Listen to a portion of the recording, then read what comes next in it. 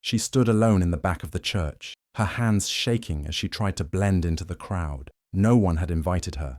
No one wanted her here, but she had come anyway, to see him walk down the aisle, to see the boy she had raised alone become a man. Her name was Sarah. People in this town knew her story. They whispered behind her back, "She's the one who got pregnant young. She never married. She raised that child on her own." The looks, the gossip.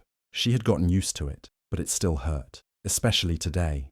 The wedding was beautiful, flowers everywhere, people smiling, and then came the moment. The groom, dressed in a sharp navy blue suit, stood at the altar with tears in his eyes. His name was Daniel. He was calm, proud, and shaking just a little. Everyone watched him, waiting for the bride. But then Daniel did something no one expected. He turned away from the altar. He walked past the bridesmaids, past the pews, past all the confused guests. His eyes were locked on the back of the church, on Sarah. The room went silent. You could hear a pin drop. Daniel stopped right in front of her. His voice broke as he spoke. "Before I get married today, I need to thank the woman who made me who I am." People turned in their seats. Whispers turned into gasps. Some already knew the story. Others were just learning. Sarah's heart pounded in her chest. She looked around, unsure if he was really talking about her.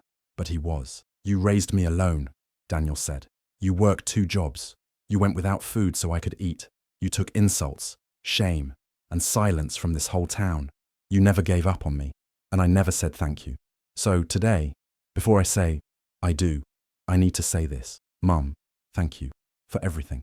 Tears filled Sarah's eyes. She couldn't speak. She didn't know what to say. But her son had just given her the one thing she thought she'd never get: respect. And right there in front of the entire church, he hugged her tight. People stood. Some cried. Others just looked down, ashamed of the way they had treated her. Sarah had walked into the church alone, unwanted. But now, she stood at the center of it all, not as a mistake, not as a shameful story, but as the mother of the groom, the woman who raised a man. This was the moment that changed everything. Sarah was only 19 when she found out she was pregnant. It wasn't planned. She had just started college and was working part-time at a small grocery store in her town. The baby's father, Marcus, was older, smooth-talking, and made her feel seen in a way no one else had. But when she told him she was pregnant, his entire attitude changed. At first, he said he needed time to think. Then he started ignoring her calls. Finally, he told her straight, "I'm not ready to be a father. You're on your own." Sarah was shocked. Her parents were strict, religious, and disappointed. They didn't throw her out, but they made it clear she had brought shame to the family. Her mother cried for days. Her father refused to speak to her for weeks. At family gatherings, people barely looked at her. She stopped going out. Even her close friends drifted away. They were in college, partying, chasing dreams. Sarah was trying to figure out how to raise a baby. She dropped out of school in her 2nd semester and started working full-time at a bakery in town. Her belly grew. So did the whispers. People in church looked at her differently. Old women shook their heads. Some people felt bad for her, but no one helped. They just watched. When Daniel was born, everything changed again. She held him for the first time and cried, not out of sadness, but out of love and fear. He had tiny hands, soft skin, and big eyes that looked at her like she was the whole world. That's when she made a promise. She would protect him, raise him right, and never make him feel unwanted, like she had felt. It wasn't easy. Sarah worked long hours. In the early years, she cleaned houses in the mornings and stocked shelves at the grocery store at night. She slept maybe 4 hours a night. There were days she fed Daniel and skipped meals herself. Sometimes the electricity got cut off. Sometimes she couldn't afford new shoes for him, so she bought used ones from thrift shops and cleaned them like they were new. As Daniel grew older, he started noticing the looks people gave them. "Why don't I have a dad?" he asked one day. Sarah smiled and said, "Because you have a mum who loves you enough for 2 people. But deep down, she worried. Would he blame her one day? Would he resent her for the life they had? But Daniel never did. He was a kind boy, smart, respectful, always trying to help. He used to draw pictures of her and leave them on her pillow. "To the best mum in the world," he would write. Every birthday, he'd make her cards from paper and tape. Every school event, he asked her to be there, even if she came in her work uniform. They lived in a small apartment on the edge of town. The walls were thin, the neighborhood was loud, but they made it home. They ate dinner together every night. They played board games. On Saturdays, Sarah let Daniel stay up late and watch old movies with her. Those were the small things that kept them close. Still, there were challenges. When Daniel turned 13, things got harder. Other kids made comments. Your mum couldn't even keep your dad around. You're poor because your mum messed up. He came home angry sometimes, quiet other times. Sarah could tell he was carrying things she couldn't always fix. One day he came home with a black eye. When she asked what happened, he said, "I got into a fight. Some kid said you were trash." Sarah wanted to scream, cry, do something, but instead, she sat him down. "Don't fight because of me," she said. "I'm proud of who I am. I'm proud of you.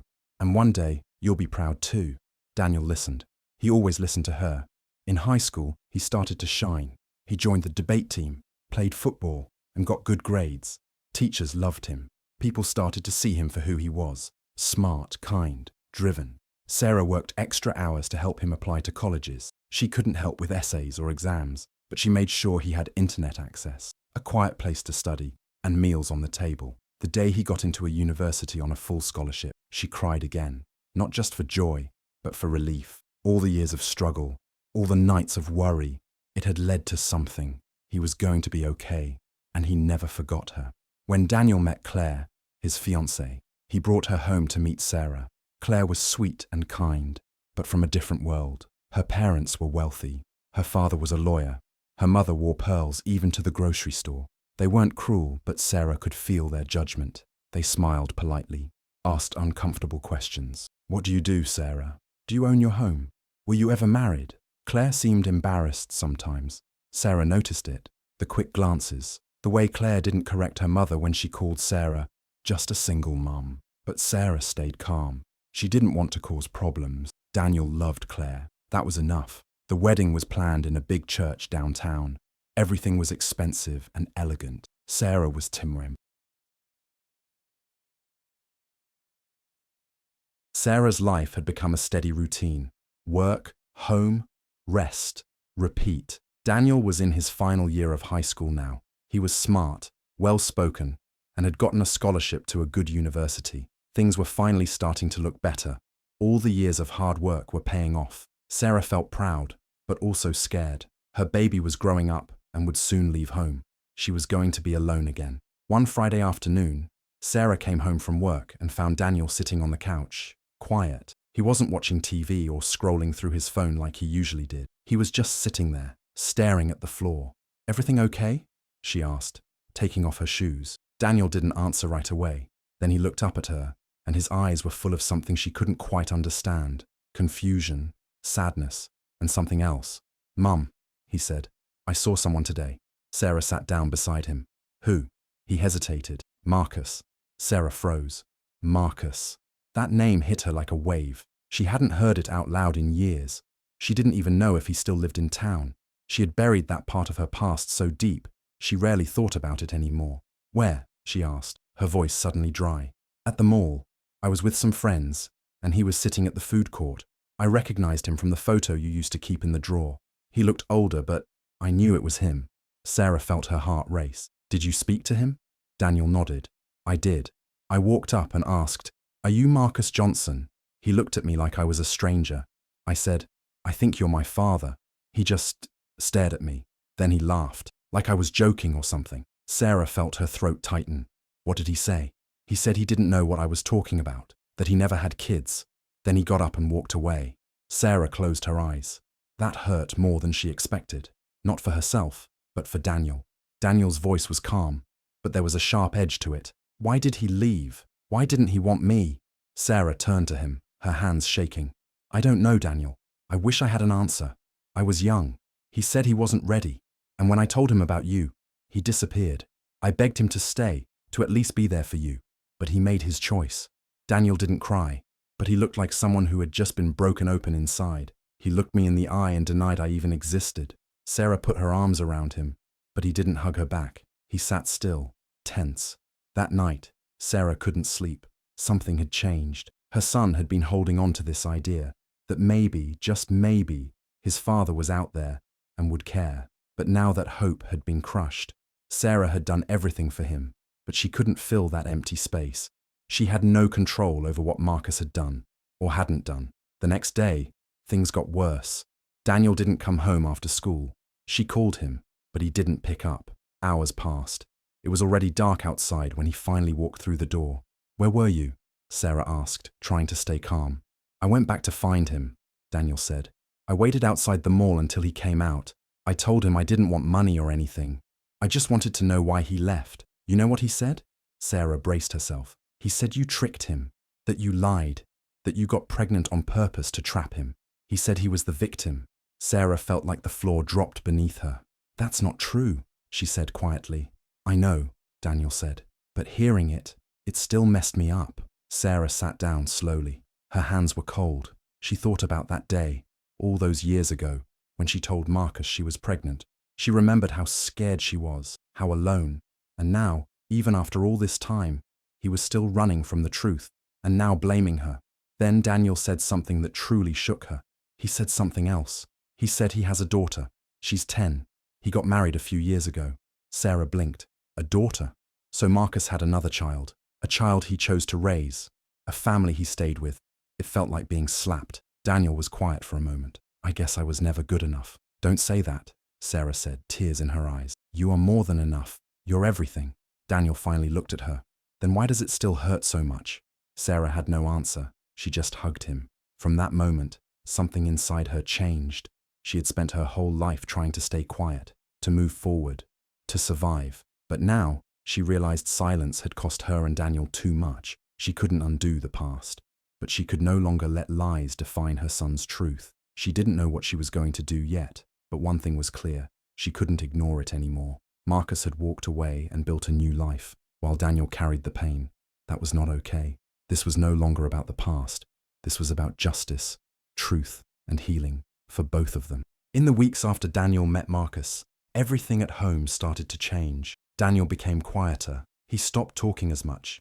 He would eat dinner in silence and go straight to his room. Sometimes Sarah heard him crying late at night, but he'd always say he was fine. She tried to reach him, but he was slipping away. At school, his grades started to drop.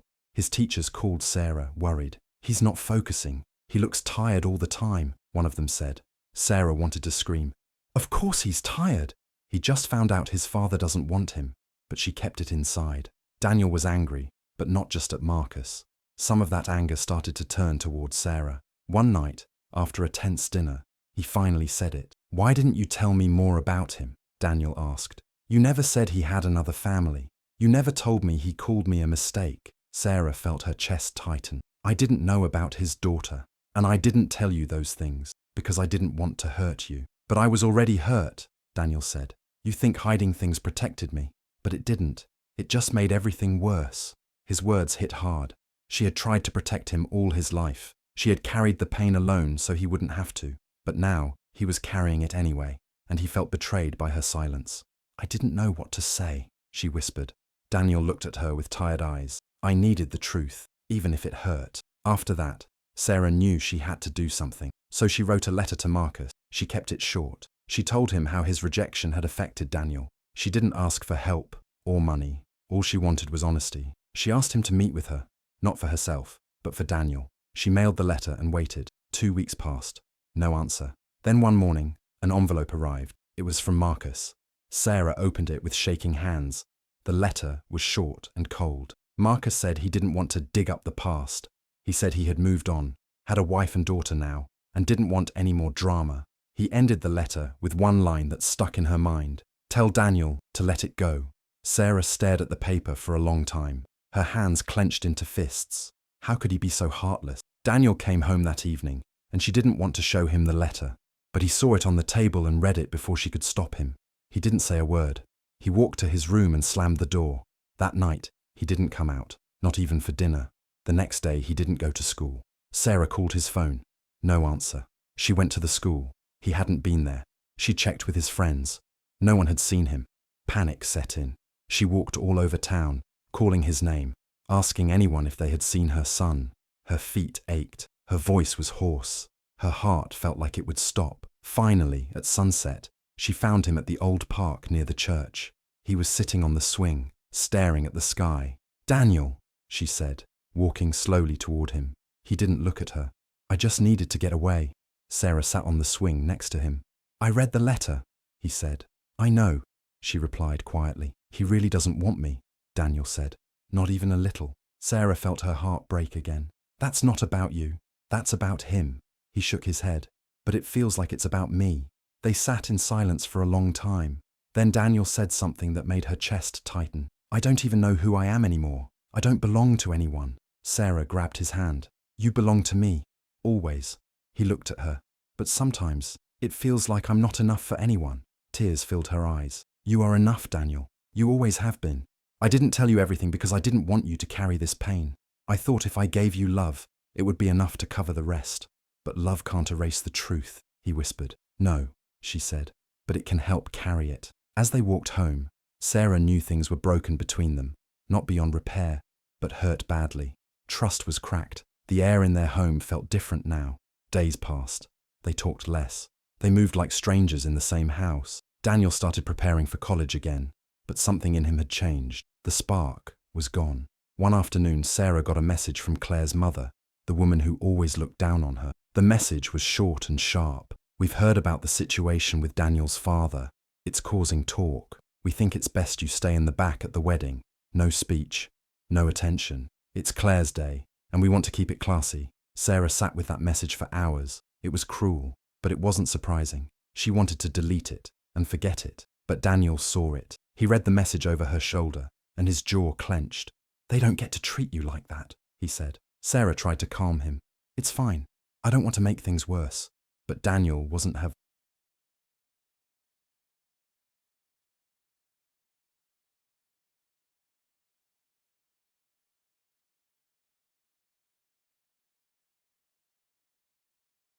The church was packed. Guests filled every seat. Music played softly, and the air was full of joy.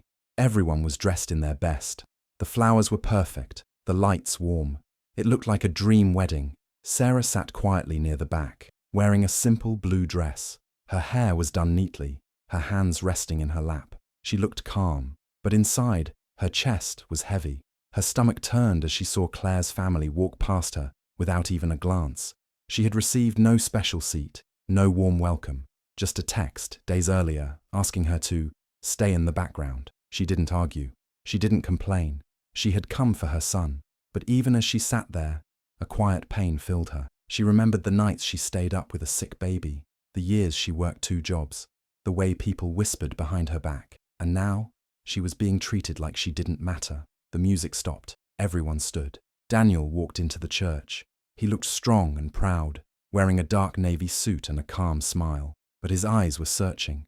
They scanned the room until they found Sarah. He gave her a small nod. Then he took his place at the altar. The bride walked in soon after. Claire looked beautiful, glowing in her white dress, her smile wide. Her parents beamed with pride, but Daniel didn't take his eyes off Sarah. The ceremony began. The pastor said kind words about love, trust, and commitment. People listened, smiled, even wiped away tears. Then came the moment for personal vows. Claire read hers first.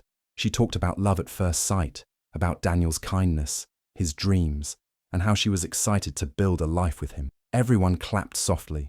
Then the pastor turned to Daniel. Daniel, would you like to share your vows? Daniel took the mic, but he didn't speak right away. He looked at Claire, then he turned toward the guests. Then he turned around and looked directly at Sarah. I'm sorry, he said. People murmured. Claire's smile faded a little. I need to say something, and not just to Claire, to everyone. He looked down at the mic in his hands, then back at the crowd. I was raised by a single mother. Many of you know that.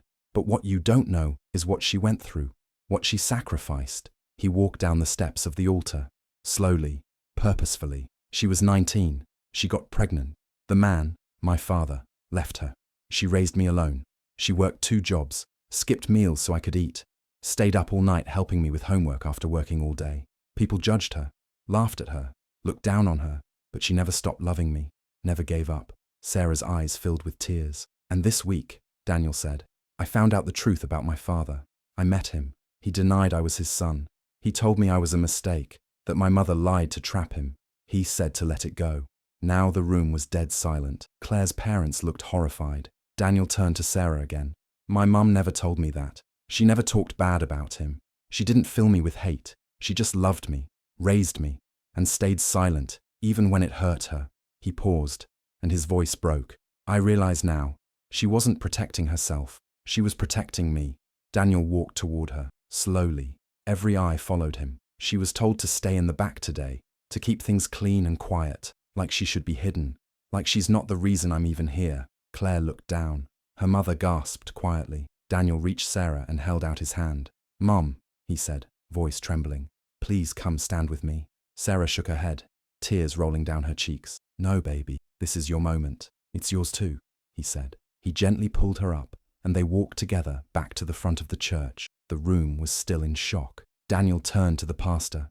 "I want to say my vows now," he said, holding the mic again. "But before I speak to Claire, I have to speak to my mum." He looked at Sarah with soft, wet eyes. "I never said thank you. I took for granted everything you did. I thought love was enough, but now I know.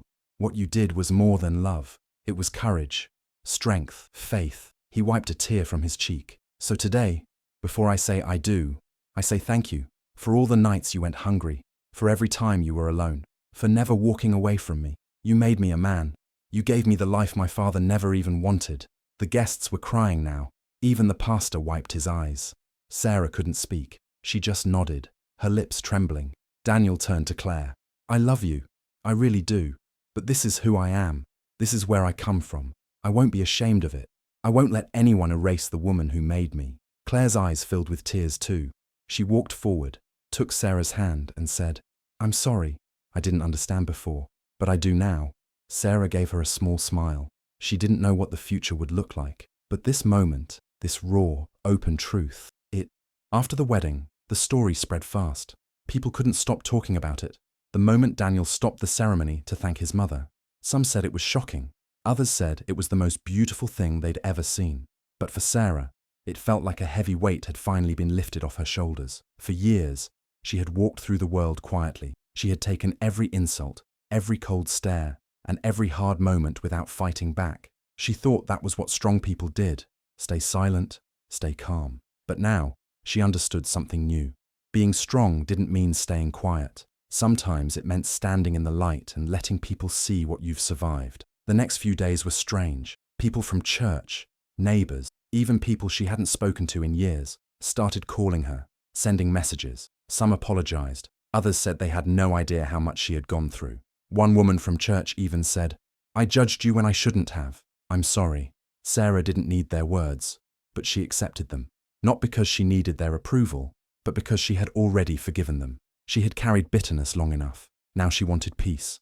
Claire's parents didn't say much after the wedding. They looked embarrassed, and for once, they didn't try to control the situation.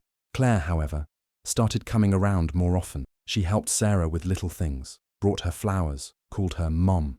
Slowly, they started to build a real relationship, not out of duty, but out of respect. Daniel changed too. He was still the same kind boy Sarah had raised, but now he walked taller, stronger.